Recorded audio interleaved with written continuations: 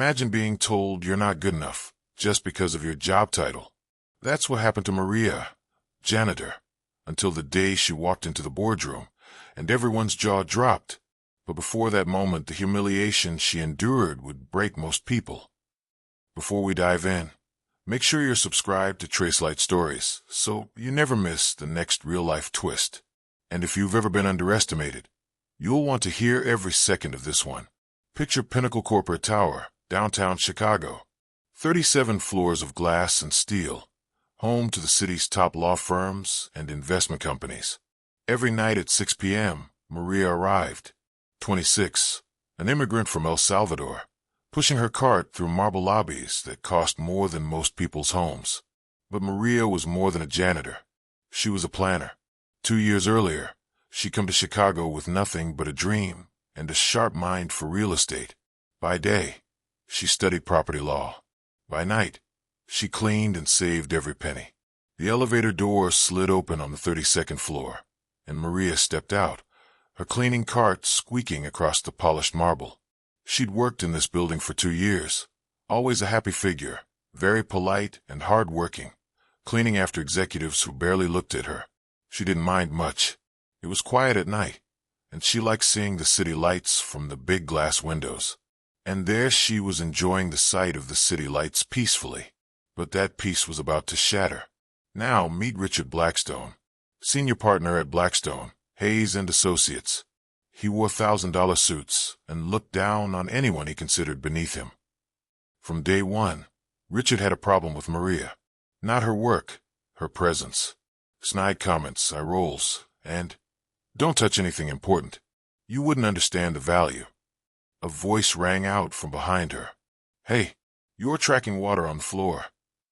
She turned to see Richard Blackstone, the new operations manager. Tall, sharp suit, fake smile that never reached his eyes. Maria glanced down. A few drops had fallen from her mop bucket. "Oh, sorry. He cut her off. "You what? Listen to me. You're just here to clean, so maybe try doing it right." The words hit like ice water. She'd been spoken down to before at different times, but the way he emphasized just, like her entire existence could be reduced to a mop, made her chest tighten. A junior staffer nearby chuckled under his breath. Ryan grinned, satisfied. It didn't stop there. Richard started timing her shifts, telling security she lingered too long in certain areas. One afternoon, during a tenant meeting in the lobby, he pointed her in front of a dozen people and said, "Don't mind the help, folks. She's just passing through." Maria felt the heat rise in her face, but she kept her eyes on the floor. In her pocket, her phone buzzed with a text from her daughter. "Can you come to my school play next week?" She typed back quickly. Wouldn't miss it. Daniela was her daughter's name, and she was smart and beautiful. Even if Richard had just made her feel invisible, she refused to let him take more from her than he already had. Maria had a good, enduring spirit, strong enough to see her through all the humiliating behaviors Richard puts up with her. One night, Maria quietly emptied his trash. Richard exploded. "What is wrong with you people? You're just a janitor. You don't belong here." Maria met his eyes. "Mr. Blackstone, there's something you should know about me."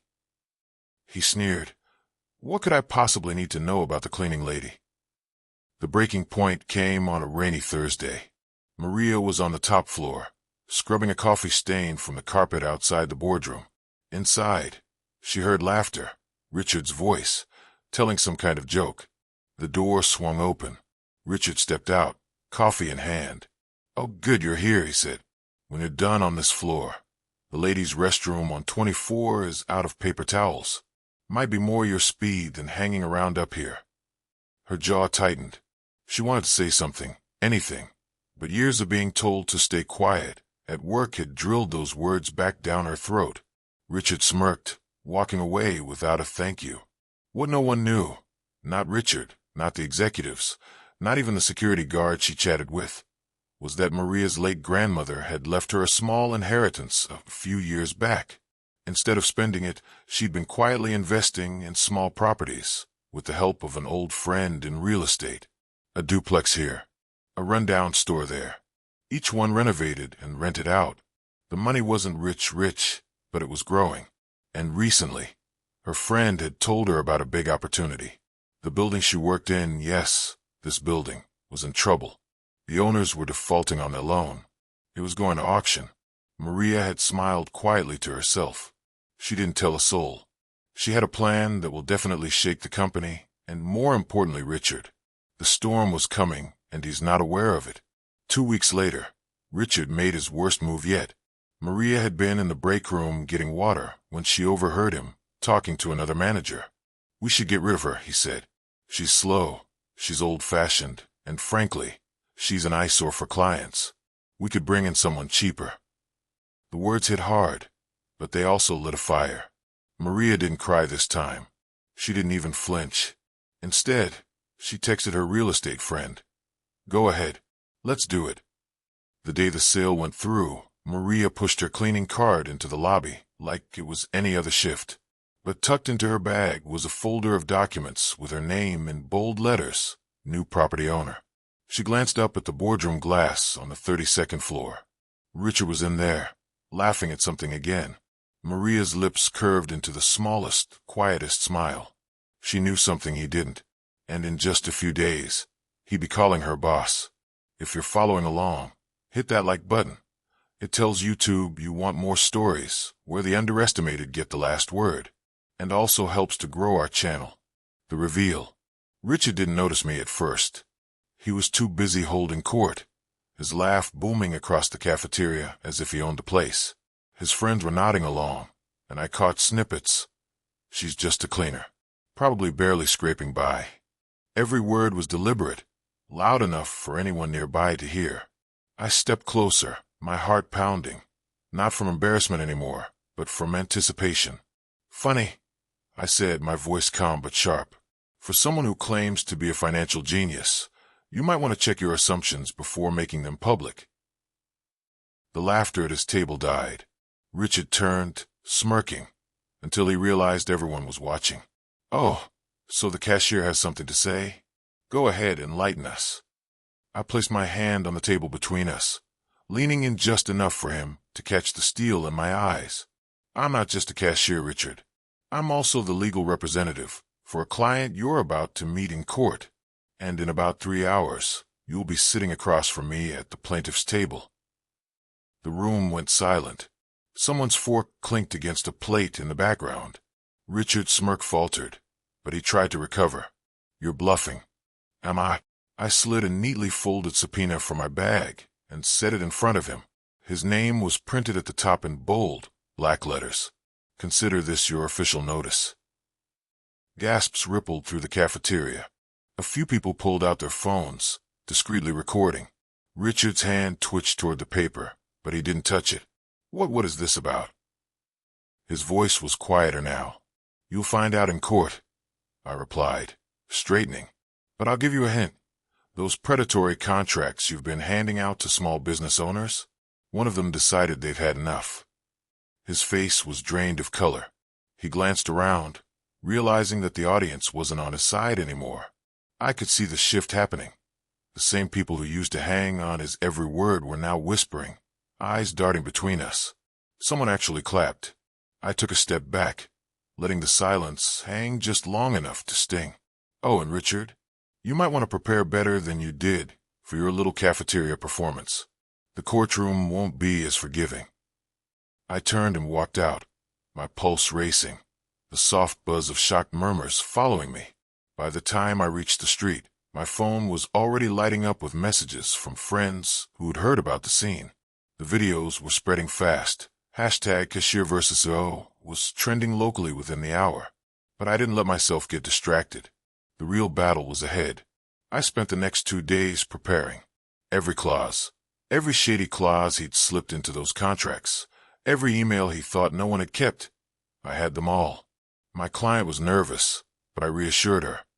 "We're not just going to win. We're going to make it public enough that he can't do this to anyone else again." If you've ever wished you could see justice served in real time, make sure you're subscribed. This story isn't done yet. On the morning of the hearing, I walked into the courthouse and saw Richard standing with his lawyer. a man in an expensive suit, whispering urgently into his ear. Richard's confidence was gone, replaced by a twitchy, defensive posture. When his eyes met mine, he looked away first. The judge called us in. My client and I took our seats, and I felt that same electric anticipation I had felt in the cafeteria. Only this time, I wasn't just confronting him in front of a few dozen co-workers. This was a matter of record. We began opening arguments, and I laid out the story. How he'd cornered struggling entrepreneurs with contracts designed to bankrupt them if they missed a single payment. How he disguised interest rates and fine print so buried that even a magnifying glass would have struggled to find them. How he'd personally mocked my client when she tried to renegotiate. Richard's lawyer objected, tried to dismiss parts of the evidence, but each time I countered calmly, with paperwork and precedent in hand. And then came the moment I'd been saving. I pulled out an audio recording, legally obtained, thanks to my client, and pressed play. Richard's voice filled the room. Don't like it? Then don't sign. You think anyone's gonna take your side over mine? I have money. I have lawyers. You have nothing. The sound of his arrogance echoing off the courtroom walls was deafening. His lawyer buried his face in his notes. The judge's eyebrows lifted. Is that your voice, Mr. Blackstone? Richard shifted uncomfortably. Yes, but no further questions, Your Honor, I said, letting the moment hang in the air. The judge called a recess, and Richard practically bolted for the hallway. I followed at a distance, watching him pace and mutter to his lawyer. People were staring, reporters even. Word of the hearing was spreading fast. And in that moment I knew this wasn't just about winning the case. This was about dismantling the persona he'd built. The verdict was still hours away, but the damage had already started. His empire wasn't crumbling yet, but the cracks were showing. And when the verdict finally came, it didn't just cost him money. It cost him everything he'd built, including the one thing he thought I could never touch. The verdict that shook him. The courtroom was silent. You could hear the faint hum of the air conditioning and the shuffle of papers from the court clerk. Richard sat at the defense table, shoulders stiff, jaw clenched.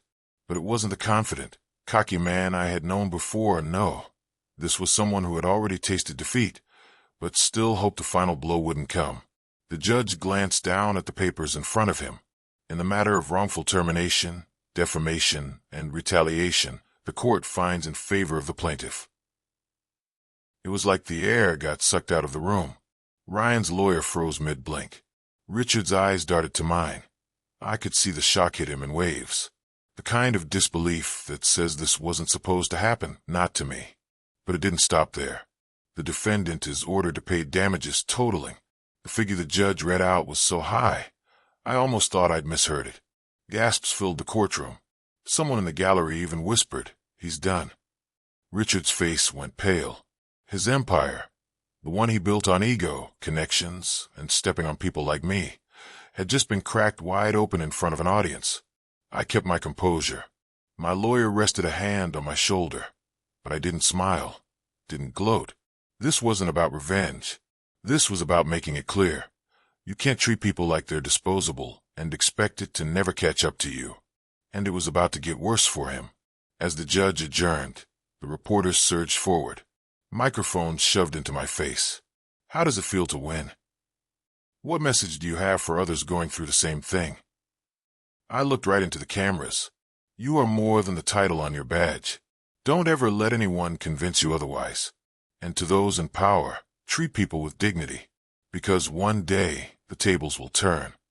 Behind me, Richard tried to rush past, but a swarm of journalists cornered him. His voice cracked as he muttered no comment, over and over. Within hours, the news cycle chewed him up. Headlines read, CEO loses $5 million wrongful termination case. Court rules in favor of former cashier in stunning upset. His stock price dropped. Sponsors cut ties. And the board? They called an emergency meeting without him. But the part that hit me the most wasn't the money, or the headlines, or even the personal vindication. It was the messages I started getting. From strangers. From single moms juggling 2 jobs. From young workers trying to put themselves through school. From people who had been belittled, dismissed, or told they'd never amount to anything. Your story gave me the courage to fight back. You showed me that I'm worth more than they say. You reminded me to hold my head high. And that's when I knew this wasn't just my win, it was ours. As for Richard, last I heard, he'd sold his mansion, downsized to a much smaller home, and was keeping a low profile. Funny how fast people disappear when the lights turn off. Maria raised cleaning staff wages, started a respect policy, and created a scholarship for service workers' children. I'll leave you with this. Titles fade, fortunes crumble, but the way you treat people, that sticks. So choose wisely. If you've ever been underestimated, belittled, or told you're just something, share your story in the comments. Let's keep proving that worth isn't defined by a paycheck or a job title.